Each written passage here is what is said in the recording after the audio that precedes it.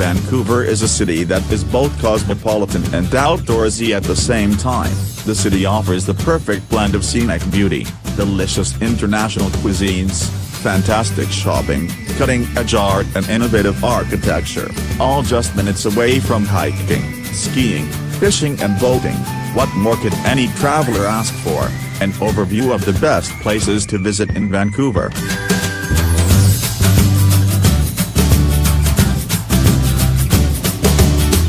Canada Place is a striking landmark on Vancouver's skyline, with fabric-covered roof peaks that resemble sails.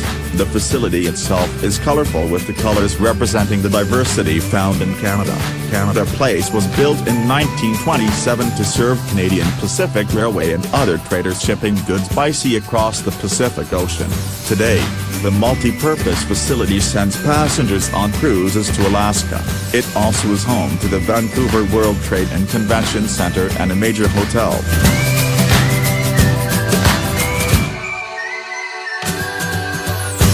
A walk through the forest takes on an entirely new meaning when it comes to the forest at Capilano Suspension Bridge Park.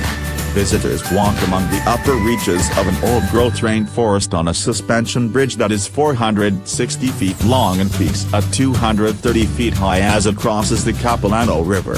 The park also offers cliffwalk, a walkway that clings to the side of a granite cliff, and treetops adventure where 7 suspension bridges are as high as 100 feet above the forest floor, with platforms where visitors get a squirrel's eye view of the forest.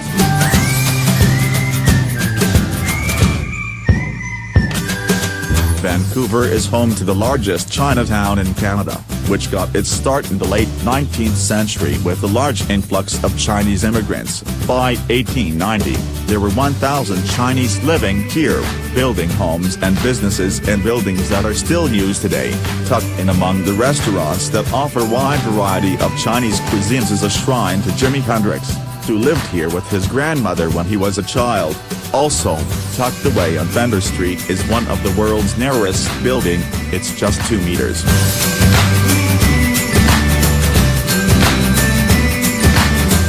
Vancouver's Chinatown is home to the first Ming Dynasty-styled garden built outside of China, with 52 craftsmen coming from Suzhou, China, to ensure the authenticity of the Dr. Sun Yat-Senator Classical Chinese Garden, named in honor of the first president of the Republic of China. The garden takes visitors back to 15th century China, though it was built only in the mid-1980s.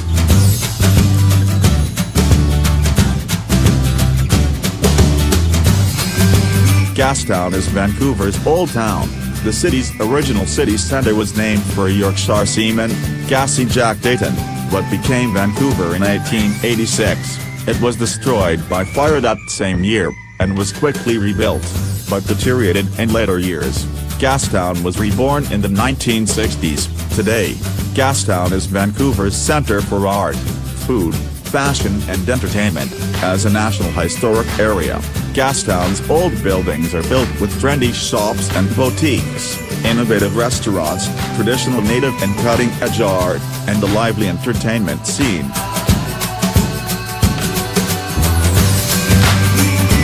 One of the most successful urban renewal projects in North America, Granville Island, actually a peninsula, started off as industrial land. Over time, its warehouses and shops were abandoned and left to decay when the industry moved on. Today Granville Island serves many uses. A public market selling fresh produce and fish is open daily.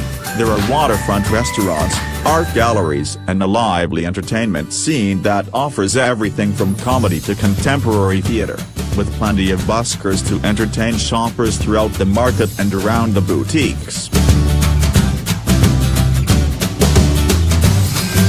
The first people to climb Grouse Mountain, just 15 minutes outside of Vancouver, hunted grouse on their way to the top, thus giving the mountain its name back in 1894.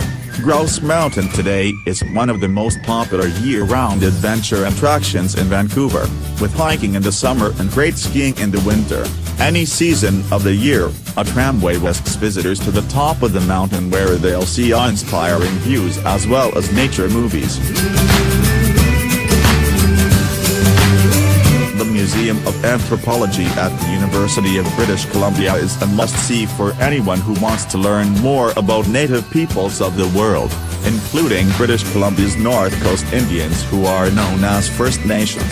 Founded in 1949, the museum houses 38,000 ethnological items and more than 500,000 archaeological objects. Wonderful examples of huge totem poles, used by North Coast natives to tell stories, can be found here, as well as implements used by all indigenous peoples in their daily lives.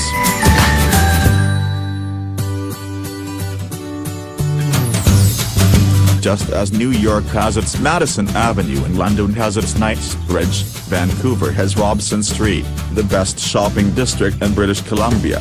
Named after a provincial premier, Robson Street has been attracting shoppers like honey draws flies since the late 1800s. Robson Street has more than just fashionable shops and upscale boutiques.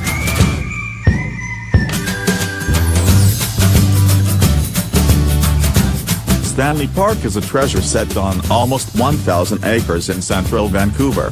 The city's first and biggest park is a place to relax with a bike ride on 8.8 kilometers, 5.5 miles, of the seawall along English Bay. Meanwhile, 16.7 miles of trails to a rainforest beckon visitors who prefer a more leisurely pace as they stop to enjoy wildlife, such as the hundreds of species of birds that call the park home. The city of Vancouver, which owns the park, offers horse-drawn carriage rides through this serene and scenic setting.